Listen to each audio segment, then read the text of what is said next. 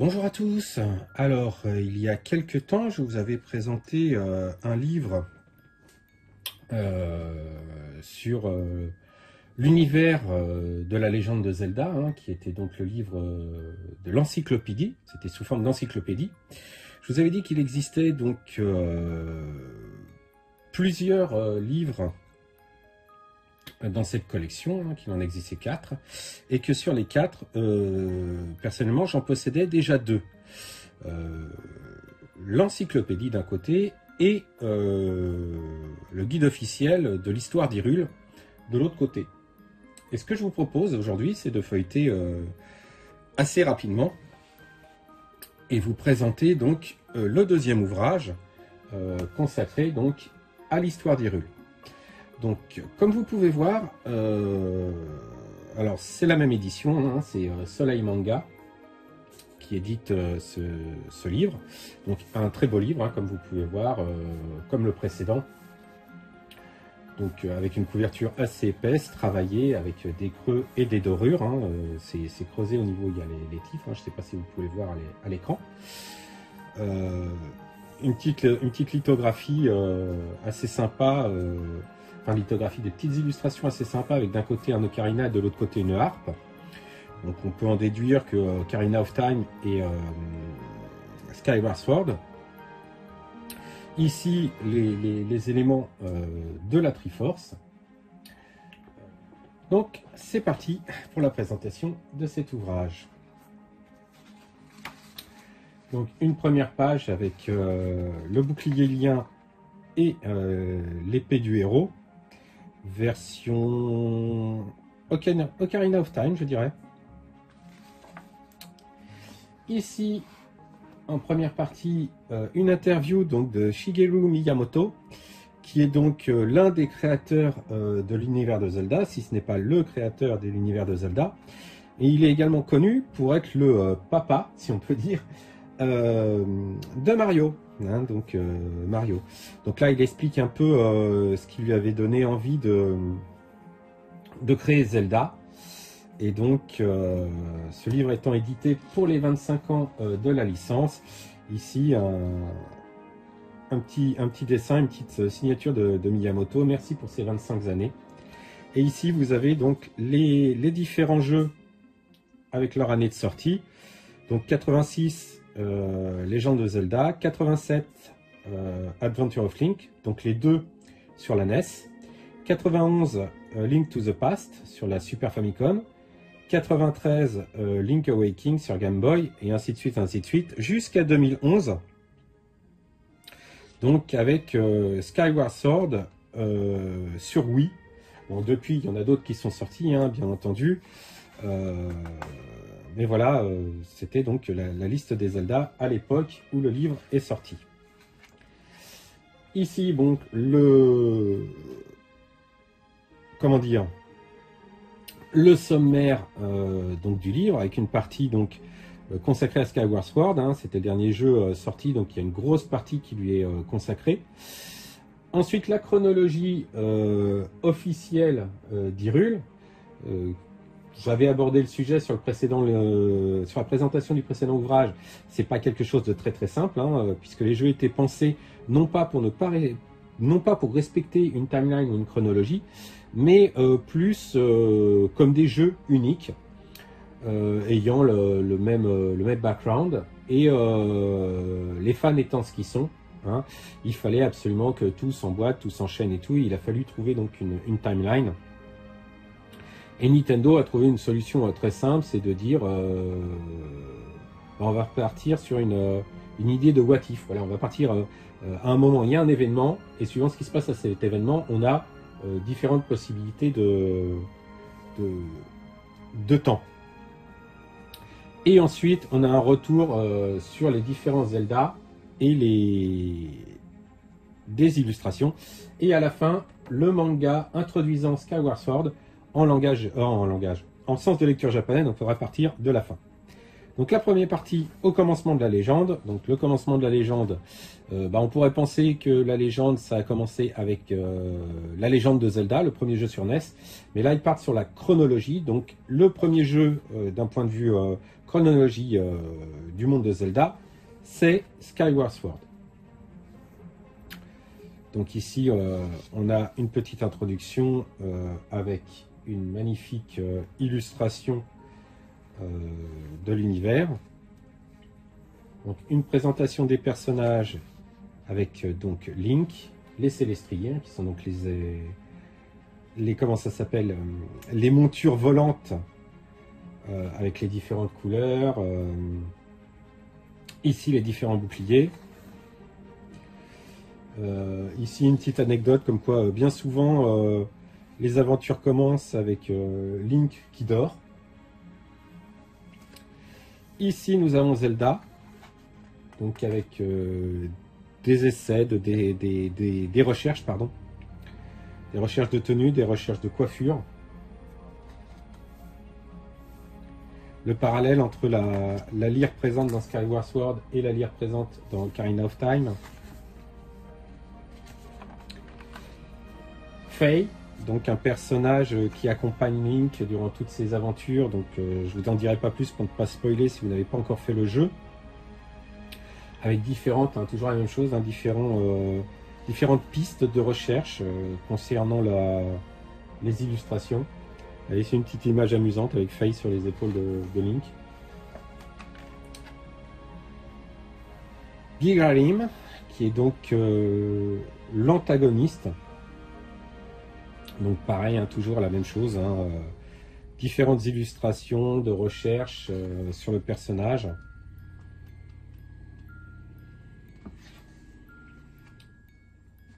Impa, donc c'est un personnage connu dans l'univers de Zelda.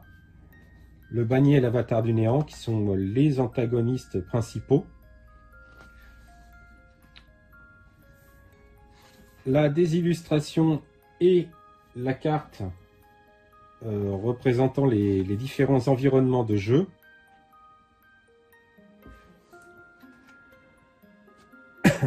Là, Célesbourg et les îles Célestes, donc faut savoir que dans Skyward Sword, pour ceux qui n'y ont pas joué, l'aventure commence sur une île qui flotte dans les airs avec différentes îles autour, ce qui explique qu'on se déplace sur les dos d'oiseaux. Donc là, c'est les illustrations de la ville. Ici, les différents personnages que l'on peut croiser à différents endroits, donc l'école de la chevalerie avec son directeur. Alors toujours le même principe, les illustrations et les recherches des différents personnages. Ici, les autres élèves que Link peut croiser au cours de son aventure, avec des designs gardés et d'autres rejetés. Les personnages et les vendeurs que l'on peut croiser dans le marché.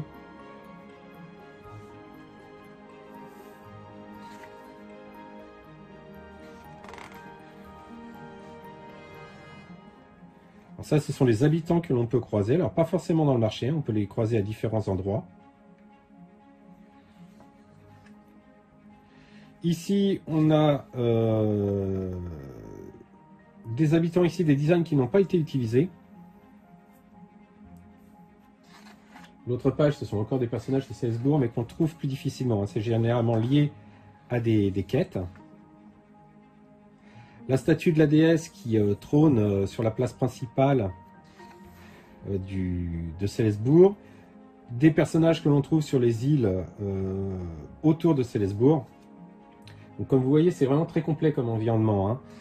Ici, ça c'est un restaurant, la Citrouille Perchée, qui se trouve un petit peu plus loin.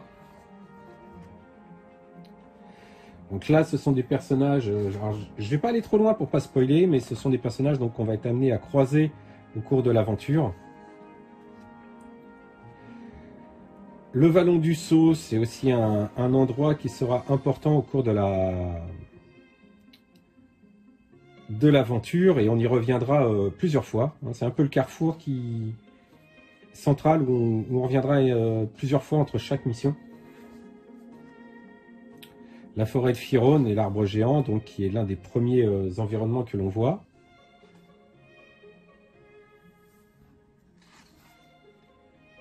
On croise un peu, il y a aussi, je spoil un peu, il y a des illustrations des boss et des personnages. Les Gorons qu'on retrouve là. Des personnages nouveaux hein, comme les Tikouis. L'environnement volcanique, c'est un peu un incontournable de Zelda. Avec les Mogma, des créatures assez opportunistes qui vivent sous terre.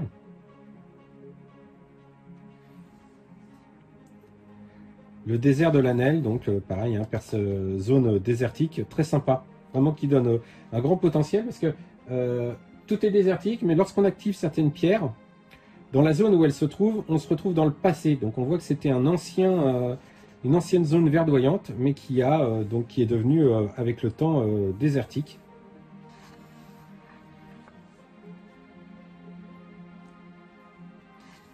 Donc les petits robots hein, qu'on aura très souvent à solliciter.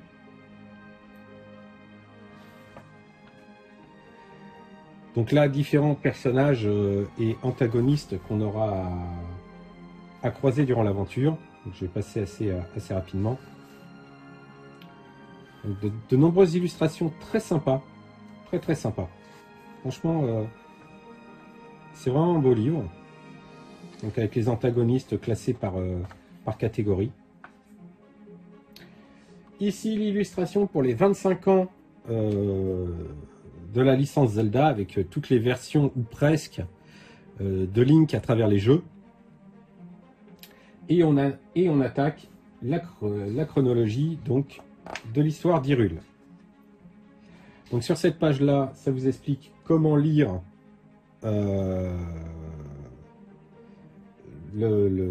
la chronologie et les pages. Ça vous dit également que certains jeux n'ont pas été intégrés dans la chronologie.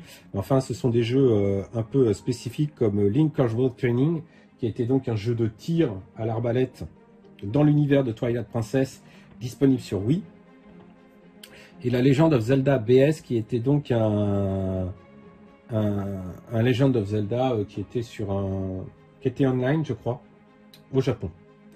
Ici, on a la chronologie de l'univers de Zelda. Donc, avec le premier jeu, avec donc les différentes ères, on va prendre donc les termes. Donc, on a la Genèse, l'ère de la déesse Hylia, l'ère céleste, l'ère du chaos, l'ère de la prospérité, l'ère de la force, l'ère du héros. À ce moment-là, il y a donc un événement, et en fonction des résultats de l'événement, on a 3 timelines possibles. Donc, au niveau d'un point de vue des jeux, dans l'ordre chronologique, donc le début commence avec Skyward Sword.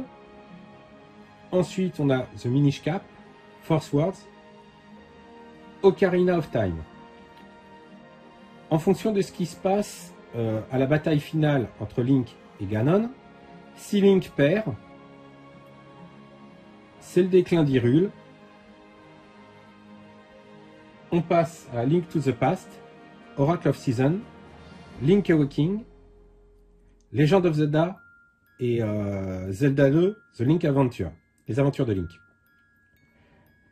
Si Link gagne,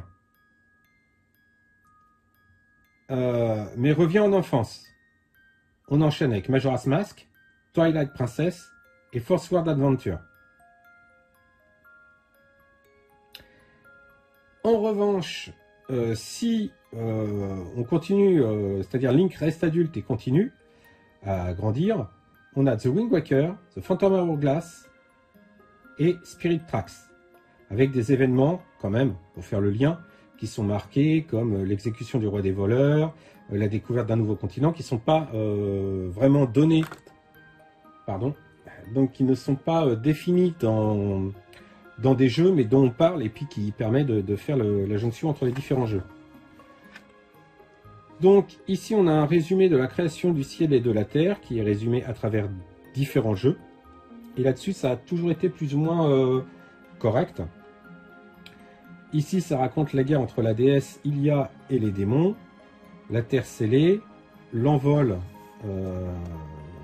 des Hyliens sur Célesbourg.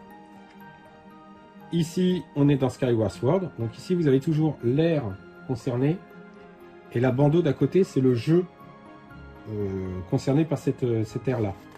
Donc là, ça raconte Skyward Sword. Alors je passe un peu parce que du coup, ça raconte le jeu. Et ça spoil un peu automatiquement. Donc ici, on a l'histoire du jeu, on va dire canon. Et ici, des petits éléments, des précisions sur les événements.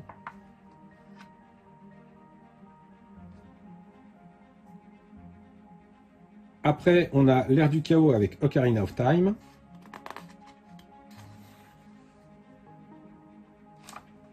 Et encore, je crois que c'est juste parce qu'on a une fourche. Et donc on a, oui, Minish Cap. Donc j'y ai pas joué, donc je connais pas du tout.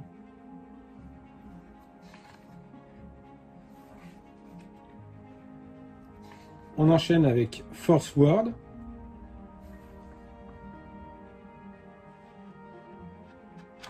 Et cette fois-ci, donc, Ocarina of Time.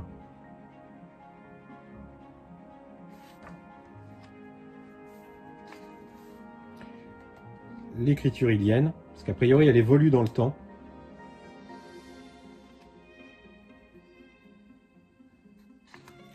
Donc les personnages, les sages, ceux qui ont joué au jeu. La bataille avec Ganon. Enfin, Ganondorf, pardon. Puisque Ganondorf se transforme ensuite en Ganon. Là, on est sur le cas où le héros donc gagne.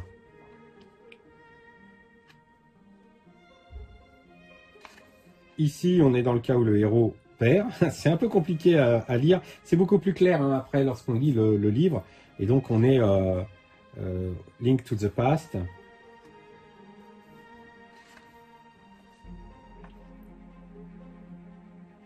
Oracle of Season. Oracle of Age.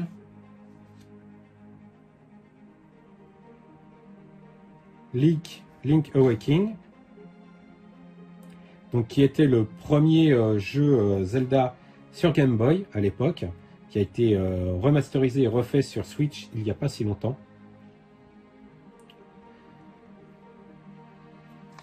La légende de Zelda. Alors j'ai dû sauter une page, je pense. Non, même pas. Donc la légende de Zelda avec The Adventure of Link. Et la légende de Zelda.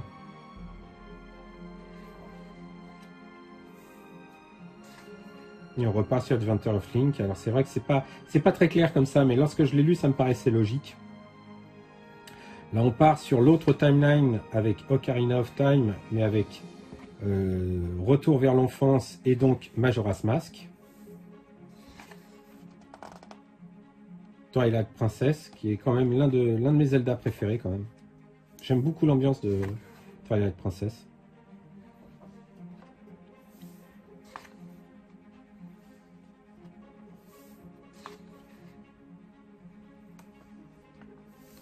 Force World Adventure. Wind Waker, alors que je possède mais que j'ai toujours pas fait.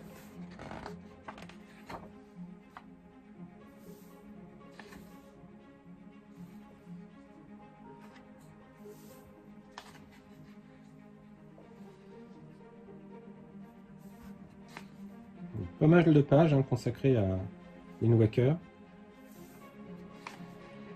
Phantom Hourglass, qui était donc le premier Zelda sur Nintendo DS. Alors je l'ai fait, que j'ai beaucoup aimé. Qui est un peu différent parce qu'on est sur un bateau, mais ça passe pas trop mal. Et Spirit Track, que j'ai commencé mais que j'ai jamais fini. J'arrive pas à accrocher, franchement. D'abord, il est très similaire à Phantom Hourglass, sauf qu'au lieu d'être sur un bateau, on est dans des trains. Mais même le fait des voies ferrées, les trains, j'ai pas accroché au concept. Peut-être qu'un jour, je le reprendrai. Voilà. Et donc ici, les illustrations des différents Zelda. Donc ici, les toutes premières illustrations de Link. Donc qui ressemblait un peu à un gnome quand même, hein, faut le reconnaître. Ici des documents originaux pour les donjons, les ennemis, ainsi que les maps et les items. Des concepts art, sont très sympas.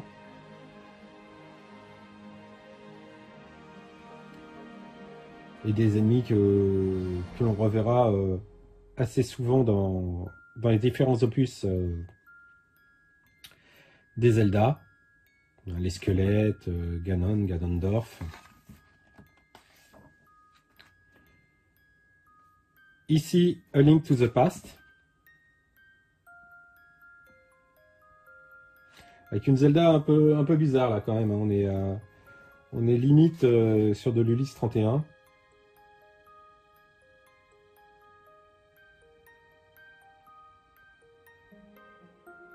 Bon, et puis les robes de Zelda ici, beaucoup plus complexes et beaucoup plus travaillées que dans les opus précédents, qui serviront plus ou moins elle servira plus ou moins de référence pour toutes les autres tenues de Zelda. Et ici, un comparatif détail des différents personnages. On voit que Ganon est bien plus grand que les autres.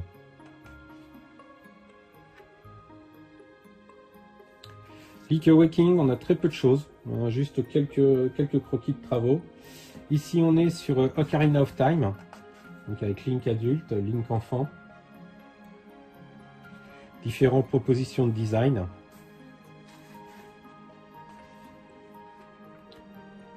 Zelda adulte, Zelda enfant, pareil. D'autres propositions de design assez particuliers. Qui nous paraissent particuliers parce qu'on n'a pas l'habitude.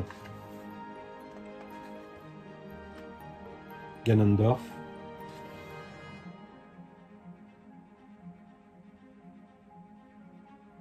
Et Ganon, sa version démoniaque. Des recherches visuelles pour les illustrations. Ici, nous avons donc Majora's Mask.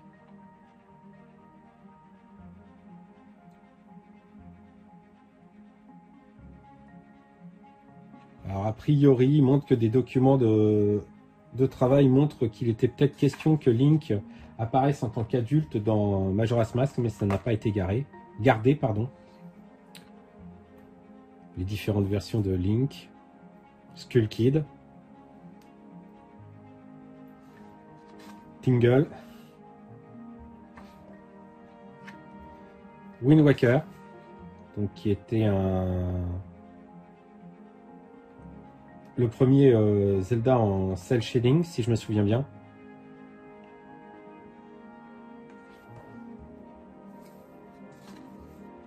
Ganondorf, les différents personnages. Là, je maîtrise pas, hein, n'ayant pas fait ce Zelda-là. Là, les travaux sur les vitraux, qui sont vraiment magnifiques.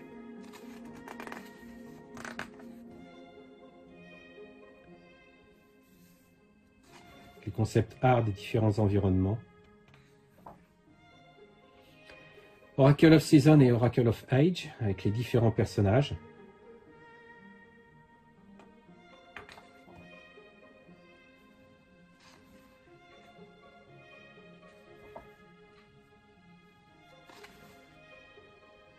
Les différents ennemis, à savoir que Ganondorf n'est pas forcément l'antagoniste principal de ces jeux-là. Donc Twilight Princess, donc on voit quand même qu'il y avait eu pas mal de recherches sur Link, qui paraissaient donc plus ou moins doux, plus ou moins enfantin, réaliste. Les différentes expressions faciales.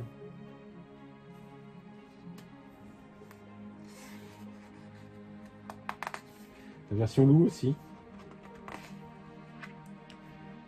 Midona, donc on peut voir donc différentes propositions de Midona. Après, c'est peut-être l'habitude, mais je trouve qu'on a l'une des meilleures qu'on ait pu voir.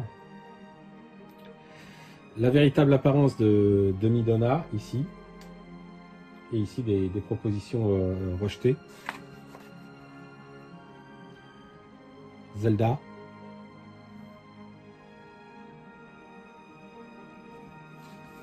Zanto, donc un des antagonistes. Ganondorf, donc dans sa version Ganon et dans sa version Ganondorf, et son épée. Les différents esprits et les sages. Et là, des personnages que l'on croise au cours de l'aventure.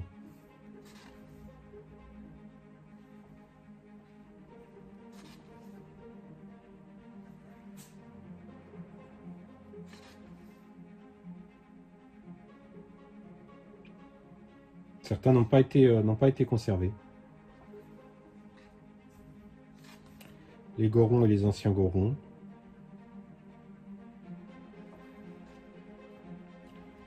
Les auras, donc peuple aquatique. Là, les ennemis.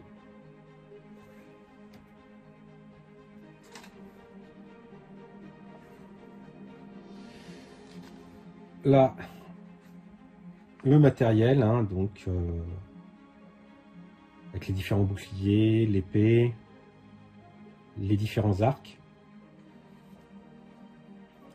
les environnements, donc très travaillé, de nombreuses illustrations. Franchement, j'adore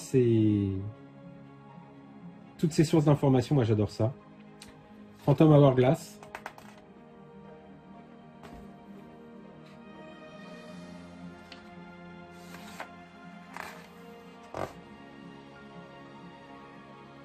Donc Spirit Track, hein, mais comme je vous disais, je connais pas bien. J'ai dû faire à peu près la moitié, je pense.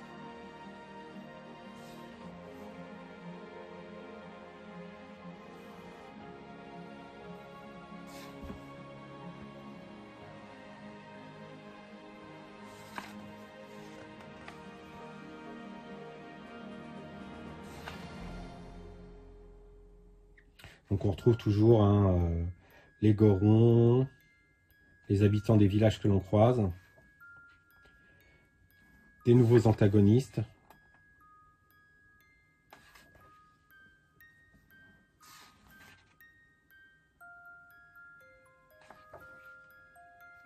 Les différents trains, parce qu'on fait évoluer son train au cours de l'aventure.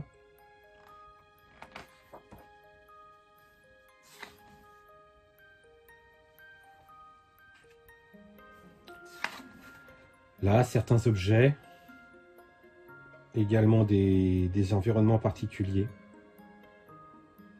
comme les gares, la carte du monde. La tour des dieux, qui est l'élément central du jeu, avec des designs conservés, d'autres rejetés. Ici, alors ça, j'aime beaucoup ces doubles pages-là, puisque c'est l'évolution des designs des personnages. Donc on voit Link, donc de 86 à 2002.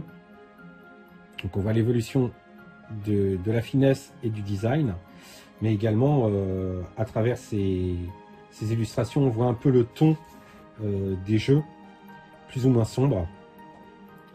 La même chose avec Zelda.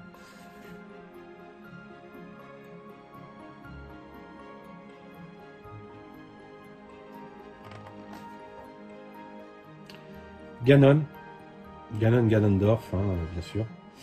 Et ici, nous avons donc le catalogue des jeux avec différents renseignements, l'année de sortie, quelle machine, des photos ici de la version japonaise et la version européenne. Donc la particularité des cartouches sur NES, c'était que ces cartouches étaient en plastique doré, alors que les cartouches classiques de NES étaient en plastique gris mat. Et c'était également la première cartouche de jeu qui avait... alors il était dit qu'il y avait une pile à l'intérieur qui permettait donc de conserver sa partie en mémoire au lieu de taper des codes très longs. Donc c'était la grosse nouveauté lorsque Zelda est sorti sur NES.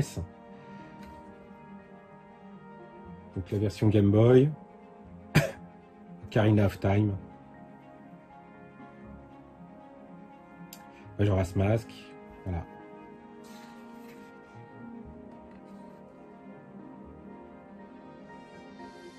Twilight Princess en version Wii, alors qu'il s'il y a la version GameCube aussi. Ce qui est sorti sur GameCube avant d'être sur Wii. Phantom Hourglass, Spirit Trike et Ocarina of Time 3D, puisqu'il était ressorti sur 3DS. Ici, on a des Zelda Collector. Alors ici, c'était un, si je me souviens bien,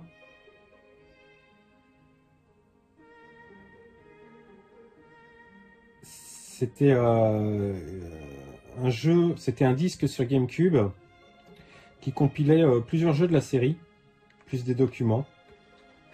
Bon, le Legend of Zelda BS, hein, qui est donc le Zelda porté sur Super Famicom, enfin Nintendo 64. Et ici une interview donc de Eiji Aonuma, qui est donc producteur de la légende de Zelda, et donc qui a énormément travaillé dessus, et qui donne également son point de vue. Justement, c'est là où il dit qu'il n'y a aucune timeline de vraiment établie, et que lorsqu'ils se mettent autour d'une table pour discuter d'un nouveau Zelda, c'est qu'est-ce qu'on peut faire de nouveau, qu'est-ce qu'on peut apporter aux joueurs, avec la technologie et la console que l'on a, qu'est-ce qu'on peut faire qui n'a pas été fait avant. Et la timeline a été conçue bien longtemps après, ce qui explique donc cette façon de faire avec 3 timelines différentes en fonction des événements. Et pour la suite, je suis obligé d'aller directement à la fin du livre, puisque nous avons donc le manga spécial qui avait été fait pour les 25 ans de Zelda et pour introduire donc Skyward Sword, avec d'autres mangas disponibles donc dans la collection Soleil Manga. Et donc là, jusqu'à ces pages-là, c'est Link de l'époque de Skyward Sword qui rêvasse en regardant le ciel. Et là, on part dans le passé, donc à l'époque de la guerre avec les démons, avec Link, mais Link, le tout premier Link, avant que Célesbourg parte dans le ciel. Et donc ça raconte la croisade de la déesse contre les forces du mal, demandant à Link donc de combattre le temps qu'elle puisse mettre son peuple en sécurité en réalité.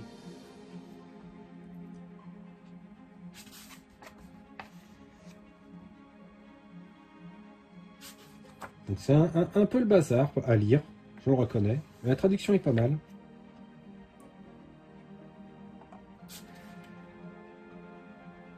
Là, les 3 dragons que l'on sera amené à rencontrer dans le jeu par la suite.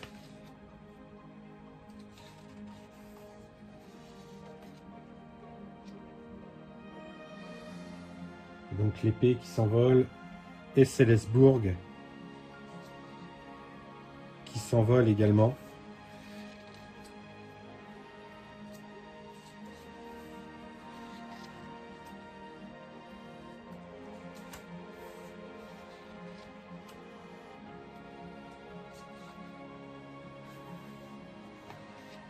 Et là, on revient au temps présent avec un jeune Link rêvassant et qui fait connaissance avec le Célestrier rouge, qui serait donc le descendant du Célestrier vu dans les pages précédentes. Et donc, on voit là la fin et les crédits du livre, et ce qui me permet de vous dire que le livre date de 2013. Voilà ce qu'il y avait à dire sur cet ouvrage. Alors je sais qu'une présentation d'un ouvrage en vidéo, c'est pas forcément ce qui est le plus passionnant, mais je tenais vraiment à vous faire partager cet ouvrage parce que les ouvrages de cette collection sont vraiment très beaux. Là j'essaye de me procurer celui concernant toutes les illustrations parce que je pense qu'il doit être très riche. Je l'ai feuilleté une fois en magasin, mais il n'était pas en bon état, donc je ne l'ai pas acheté. J'espère pouvoir le trouver et vous le présenter. Le 4e étant consacré à Breath of the Wild, que je n'ai pas fait. J'hésite à le prendre. Il faudrait que je feuillette, voir si c'est vraiment, s'il est beau, s'il y a de nombreux documents intéressants dedans. Mais il ne fait pas partie de ma liste de priorités.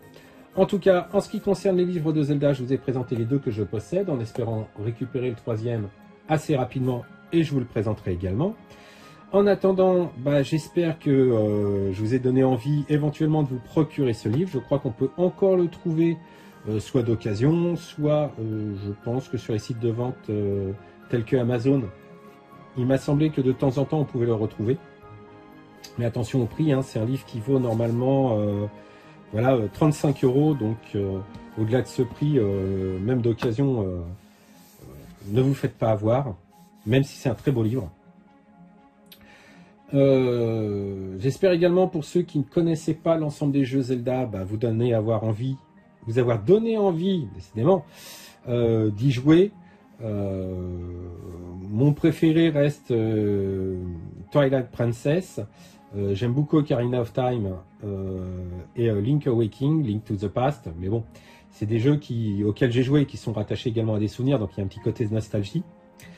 En attendant, prenez soin de vous, hein, les températures baissent, restez au chaud, et je vous donne rendez-vous très très bientôt pour vous présenter un autre ouvrage ou un élément de la culture geek. À bientôt!